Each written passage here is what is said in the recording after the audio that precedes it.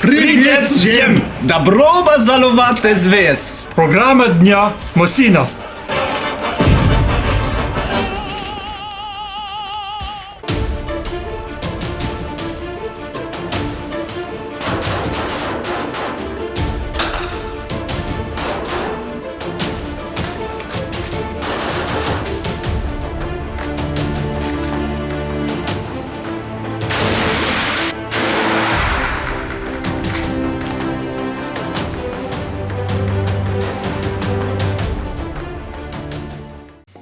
Alors aujourd'hui, Eric va nous présenter sa collection de fusils Mosin Nagant. Alors tout d'abord, Eric, peux-tu nous faire un bref historique de ce fusil?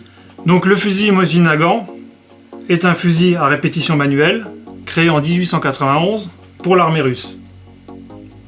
À partir de 1870, les Russes comme les Européens utilisaient des fusils à un coup, à cartouche métallique à poudre noire, pratiquement 11 mm, comme le Mauser 71 ou le fusil gras. Et pour pallier ce problème, ils ont créé ce fusil, donc avec un magasin de 5 cartouches. Donc le calibre, c'est le 7,62 Russian, qu'on appelle chez nous le 7,62 par 54R, cartouche à bourrelet. Peux-tu nous dire d'où vient le nom de Mosin Nagant? Mosin était un capitaine russe, donc qui avait présenté un modèle d'arme. Et Nagant, c'est un ingénieur belge qui avait présenté un autre modèle d'arme. Donc les armes ont été testées, pas les deux armes de chacun. Et ils ont choisi après la meilleure. Bon, c'est un peu plus compliqué que ça, parce qu'en fait, ils ont gardé le calibre choisi par Mosin, calibre 3 lignes, comme on appelle ça en Russie. Ouais. Donc une ligne correspond à 2,54 mm, donc 3 lignes, ça donne le 7,62. D'accord. Et ils ont gardé le système Nagant pour le type de magasin et les 5 cartouches. Et ça a donné ce fusil. Donc le fusil modèle 1891. Ça, c'est un 91-30. D'accord. Fabrice, pourquoi ce fusil rencontre actuellement le succès qu'on connaît?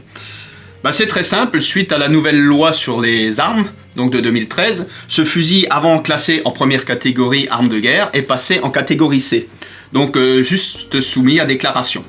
Donc tout tireur ou tout chasseur peut en acquérir un, librement avec sa licence de tir ou avec une licence de chasse. Le calibre également, vous pouvez en acheter librement en armurerie, notamment des munitions de surplus qui sont à bas prix. Ce qui fait le succès aussi de cette arme, c'est d'une part son coût. Un fusil 91-30 comme celui-là se trouve aux alentours de 250 €. Et la munition de surplus, on la trouve à quel prix, Eric?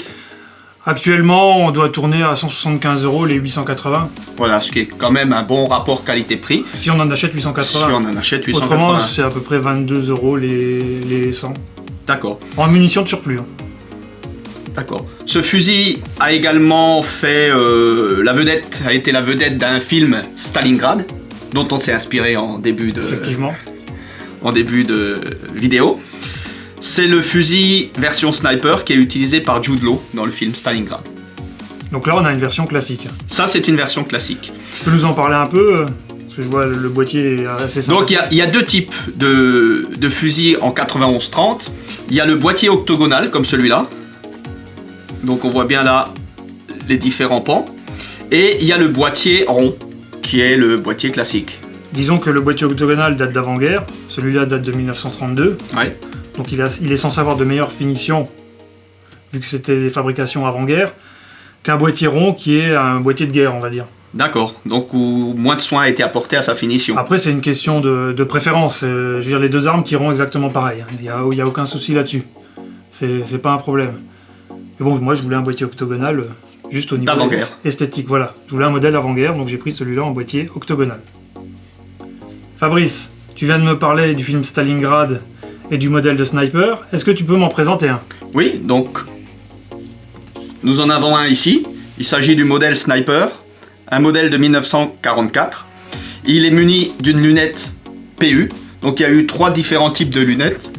La PU qui est celle-là qui est la plus rudimentaire, la PE et la PEM. Le montage est latéral et réglable dans tous les sens. Déjà au niveau du montage pour bien centrer la lunette et ensuite réglable en hausse et en dérive.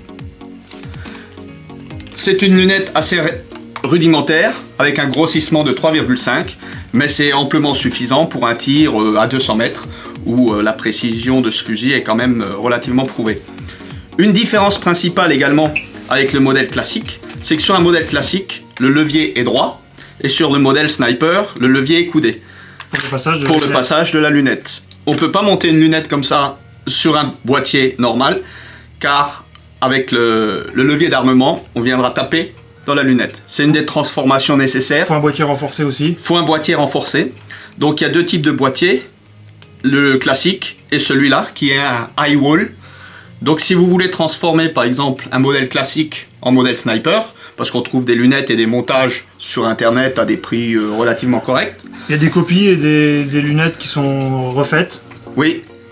Mais oui, vous préférez les refaites, parce qu'il y a une petite différence entre la copie. La copie possède des clics en fait, comme une lunette moderne, tandis que les refaites, en fait, la tourelle du dessus indique la distance de tir pour la balle de l'époque. Ouais. À savoir que c'est toujours mieux sur un fusil d'époque de mettre une lunette d'époque plutôt qu'une pâle copie chinoise. Celle-ci par exemple date de 1940, ça fait quand même plus joli, notamment pour tout ce qui est collection, etc. Et puis la qualité est quand même meilleure. Même au niveau vision, elle est très claire. C'est une lunette qui est très claire. Très agréable à tirer avec ce fusil. Oui, oui. Je crois savoir que dans le modèle de Mosin, il y en a un que tu préfères particulièrement. Effectivement. Alors mon préféré, c'est bien simple, c'est la carabine modèle 44. Donc une carabine très courte, très vivante, et très très fun. C'est pour ça d'ailleurs que je la préfère à la carabine longue. Donc celle-ci possède une baïonnette montée en permanence sur le fusil. Elle se replie du côté. Contrairement au modèle 38 qui lui n'a pas de baïonnette, mais qui est aussi beaucoup plus rare que le modèle 44. C'est très agréable au tir, c'est pas violent, mais c'est quand même assez viril. Un canon très court par rapport au modèle classique. Ça, en niveau précision, il y a bien 20 cm de moins. Bien 20 cm de moins. C'est plus court qu'un Mauser. C'est l'équivalent, au niveau arme française, à un mousqueton, tout simplement. Mousqueton 92, c'est à peu près la même longueur de canon.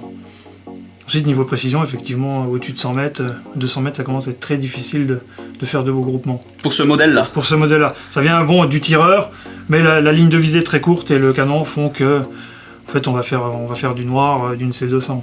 D'accord. Et niveau précision, les autres modèles, ça donne quoi? C'est des fusils longs, avec des visées longues. Donc une très bonne cartouche, ça tire très bien. Avec un modèle sniper, qu'est-ce qu'on peut espérer comme groupement? À 200 mètres, avec une munition, on va dire, rechargée, et pas une munition de surplus. Est-ce qu'on peut s'en servir, par exemple, au tard, en modifié? Tu peux t'en servir au tard. Est-ce qu'on a des chances de faire des scores? Tu tiens le 10. On tient le 10 avec en appui? Une munition rechargée aux petits oignons, en appui, tu tiens le 10. D'accord. Assez facilement. D'accord. Même en prenant, si tu prends en main personne qui n'a pas trop tiré au Mosin, c'est assez facile de faire du 10. Donc, avec la munition de surplus, par contre, c'est déjà plus délicat. Donc quand même une chance de ne pas être ridicule au tard vis-à-vis des AR-15 ou de fusils comme ça. Si on maîtrise la longueur, etc., il y a moyen. Mais bon, il faut aussi amener peut-être quelques améliorations de l'arme. Celui-ci, il me semble qu'il a été amélioré. Oui, je vais d'ailleurs vous expliquer ce qui a été fait. Donc sur celui-là, ce qui a été amélioré, c'est le point noir du Mosin, c'est la détente. La détente d'origine est filante. Donc, comme toutes les armes russes. Comme toutes les armes russes. Donc ce qui est dur à savoir, c'est quand le coup va partir. Et ça crée quand même pas mal d'incidents lors du tir. Le coup part, mais on s'y attendait pas, ou alors on va forcer sur l'œil pour viser, on va viser plus longtemps et on sera plus vite fatigué. Tout à fait. Donc ce qui est changé sur celui-là, c'est une détente Timney. Alors une détente Timney, ça se trouve pareil aux États-Unis ou sur internet pour un prix d'environ 100 €. Elle est réglable, donc en dureté. C'est une détente directe, donc il n'y a pas de bossette, c'est une détente directe. Elle est réglable, de très léger, je pense à partir de 700-800 grammes, oui. Jusqu'à plus de 2 kg. Donc c'est vrai qu'à 700 grammes, c'est très léger. C'est même, ça passe pas au tard. Le tard, c'est 1,360 kg. Donc elle est réglable pour passer au tard. Donc de ce côté-là, pas de souci. L'amélioration aussi, c'est un bedding. Donc un bedding de l'action. Niveau canon, il est rendu flottant. Donc on a un peu poncé l'intérieur du fût et l'intérieur du garde-main pour qu'il n'y ait aucun contact entre le canon, à partir de là jusqu'au bout, aucun contact avec le bois. Ce qui permet au canon de vibrer correctement. Et c'est vrai qu'au niveau précision, on a quand même pas mal amélioré. On passe au départ d'un grosso modo 8-9 sur la C200 à 200 mètres on reste quasiment dans le 10 à chaque fois. En appui, je parle bien en appui. Toujours avec de la munition rechargée aux petits oignons. Toujours avec de la munition rechargée aux petits oignons. La meilleure ogive pour le Mosin, c'est la Sierra 174 grains. Elle fonctionne très bien. On a testé la Cellier Bello en 180 grains, mais on voit quand même une grosse différence niveau groupement. Tu l'as tiré dernièrement ? J'avais essayé et en fait on tenait le 8. On tient le 8, ouais. Donc on passe du 8 au 10 en changeant une sacrée différence quand même. Ouais. À la limite, on peut prendre la Cellier Bello pour l'entraînement. Oui. Et puis ensuite, pour les matchs, se préparer une petite centaine de cartouches avec de l'ogive Sierra Match. Et ça, on a quand même moyen de faire des beaux scores. On peut quand même utiliser de la surplus. On peut utiliser de la surplus également. Mais le souci du surplus, c'est qu'elles sont souvent corrosives. Et ça nécessite un entretien beaucoup plus poussé. Alors Eric, peux-tu donner quelques petits conseils aux nouveaux propriétaires de Mosin ? Oui, bien sûr. Donc le premier conseil va consister au nettoyage. C'est une arme assez sensible, surtout si vous utilisez la munition de surplus qui est corrosive. Donc un petit premier conseil déjà, à partir du moment où vous achetez de la munition de surplus, vous savez qu'elle est corrosive. Peu importe ce qu'on va vous dire, une munition de surplus est corrosive. Parce qu'on voit souvent dans les publicités, munitions non corrosives, c'est faux. C'est totalement faux. La munition de surplus sera corrosive. Les amorces, corrosives. D'accord. Donc, ça impose un petit nettoyage un peu plus... pas plus difficile, mais... Enfin, c'est ma technique personnelle. Moi, j'utilise toujours l'eau. Donc, je nettoie mon canon avec mon produit classique. Oui. Classique, donc pareil. Soit par la bouche avec un bouchon pour centrer la baguette, soit par l'arrière, si on a une grande baguette. Donc je nettoie avec le produit et je rince à l'eau bouillante mon canon. Donc je me suis fait un petit appareil qui est assez sympa, avec une douille tirée, qui permet de brancher un entonnoir et de ne pas mettre de l'eau partout pour préserver les bois. La douille tirée rentre dans la chambre et ça permet de vider de l'eau chaude qui passe seulement dans le canon. Ça évite d'imbiber le bois et d'abîmer les bois à force de le nettoyer à l'eau. Ça permet d'avoir un canon propre plus rapidement et ça va contrer la corrosivité des selles de l'amorce. Honnêtement, je le fais aussi avec les cartouches rechargées, c'est pas un problème. J'ai pris l'habitude de faire toutes mes armes comme ça. Toutes les armes à l'eau ? Toutes mes armes à l'eau. À l'époque, c'est ce qu'ils faisaient de toute façon. Ouais. Et ça évite bien des soucis. Évidemment, stocker huilé, etc. C'est pas un problème. Ensuite, il y a un petit outil qui est assez sympa. En fait, il suffit d'acheter la petite trousse de nettoyage. Tout est fourni dedans. C'est pratique pour l'entretien. Donc il y a brosse. Et il y a surtout l'outil de démontage et de réglage. C'est un petit tournevis avec des petits crans en tout. Les crans servent pour le réglage du percuteur. Maintenant, je vais vous montrer comment démonter une culasse et ainsi pouvoir régler le percuteur au remontage. Donc la culasse est armée. Donc on va tout simplement la désarmer en faisant pivoter la noix vers la gauche. Et on sort la tête de culasse vers l'avant. On tourne d'un quart de tour. Et voilà. Il ne reste plus que la culasse avec son percuteur et sa noix de culasse. Donc pour le démonter, c'est très simple.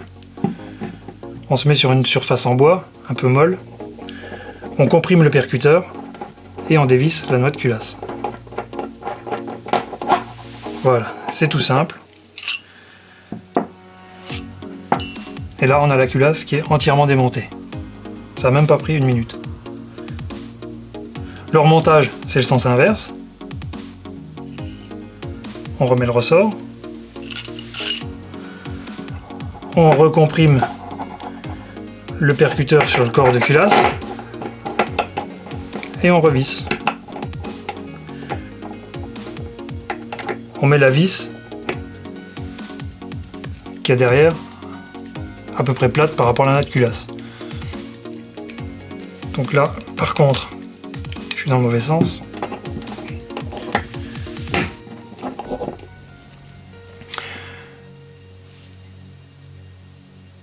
il y a 2 traits.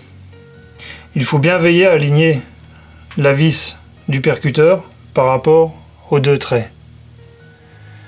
Comme ceci. Ce qui fait qu'en fait le réglage se fera sur des demi-tours. Parce qu'il faut toujours que les traits soient alignés. Donc ensuite on remonte la tête de culasse sur le corps de culasse. Et on va pouvoir vérifier la sortie du percuteur. Pour cela, on a le petit outil qui est fourni avec le kit d'entretien. Donc les 2 crans extérieurs servent pour passer sur la bordure de tête de culasse et les 2 crans intérieurs servent pour la hauteur de percuteur. Il y en a un qui est plus petit que l'autre. Il faut que le percuteur soit en contact avec le plus petit et ne touche pas le plus grand. Bon, c'est infime, hein. Mais c'est comme ça que ça se règle. Donc, on place l'outil sur le percuteur, et là je vois que le petit, je le touche. Donc c'est bon. Et le deuxième, je le touche aussi. Donc il va falloir que je visse d'un demi-tour le percuteur. Pour ce faire, soit j'utilise le tournevis avec la vis, ou j'utilise le cran de forme un peu ovale pour visser d'un demi-tour le percuteur. On replace la tête de culasse et on recontrôle. Je touche toujours le plus petit et je ne touche plus le plus grand.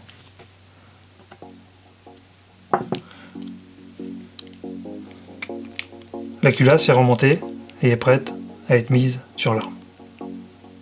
Sur cette arme, y a-t-il une sécurité? Il y a une sécurité, mais pratiquement personne ne la connaît. D'accord. Aussi, au début, je ne la connaissais pas non plus. Hein. Bon. Donc là, on va remonter donc, la culasse. Hein. On ferme position armée. Et en fait, pour la sécurité, il suffit de tirer la noix de culasse vers l'arrière. Donc là, je suis pas en bonne position. Ouais. Et la basculer à gauche. Comme ceci. Et donc là, on peut absolument plus tirer. D'accord. Et pour la remettre en état de tir, on fait l'inverse. Et là, on peut tirer. D'accord. C'est tout simple. En même temps, je vais vous montrer comment s'utilise les clips. Oui. Tant qu'à faire. Donc là, on a un clips russe de 5 cartouches. Mhm. Le problème des cartouches à bourrelet, c'est qu'une fois dans le magasin, elles se mettent soit dans le bon sens, soit dans le mauvais. Donc là, on va dire que c'est l'avant du... Le canon va par là, et la cartouche rentre dans le magasin comme ça. Donc les cartouches doivent s'imbriquer dans le sens là. C'est-à-dire le bourrelet de celle du dessus, toujours devant celle du dessous. Pour pouvoir rentrer dans la chambre. Oui. C'est logique. Mais il se peut qu'en utilisant mal le clips, une cartouche et le bourrelet qui se mettent derrière. Et dans ce cas-là, on n'arrive pas à chambrer la cartouche. Pas, ouais. La cartouche ne voudra pas chambrer. Donc il y a une façon de mettre les cartouches sur le clips pour que ça fonctionne à chaque fois. Donc en fait, c'est très simple. On met sa première cartouche tout en bas et on pince le clips et la cartouche avec l'index et le pouce. Et ensuite, il suffit de mettre ces cartouches l'une après l'autre sur le clips. Et là, elles seront automatiquement toujours dans le bon sens. Dans le bon sens. Ce qui évitera les problèmes d'introduction dans la chambre. Sinon, on est obligé de les sortir par en dessous. Si jamais il y en a une qui est montée de travers, impossible de chambrer? Il va falloir y aller au doigt, ou le plus simple, c'est carrément de vider le magasin. De vider le magasin par en dessous. Hein. Voilà, on ouvre le magasin, on vide les cartouches et on recommence. Donc voilà, donc la partie la plus en biais est la partie qui rentrera en premier dans le magasin. La partie la plus droite, la cartouche la plus droite, c'est la cartouche qui sera la première chambrée en fait. Oui. Donc c'est pareil. Pour chambrer, pour mettre un clip. Ce sont bien sûr des cartouches inertes. Inertes de manipulation. Donc il y a deux petits crans pour mettre le clip. Donc là je vais me déplacer un peu parce que il y a une petite technique. Donc avec l'index, on prend l'ogive de la première cartouche, on la lève et avec le pouce à l'arrière, on introduit les 5 cartouches. Ça va tout seul. Et là, il n'y a aucun problème. Les 5 passent sans souci.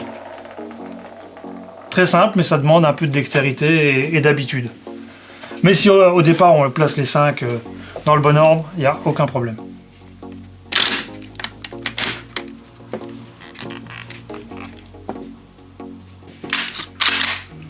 La vidéo sur le Mosin est terminée. On se retrouve très bientôt pour de nouvelles aventures. Raus! Raus! Schnell! Schnell! Die Mosin sind scheiße Waffen! Deutsche Soldaten haben Mauser.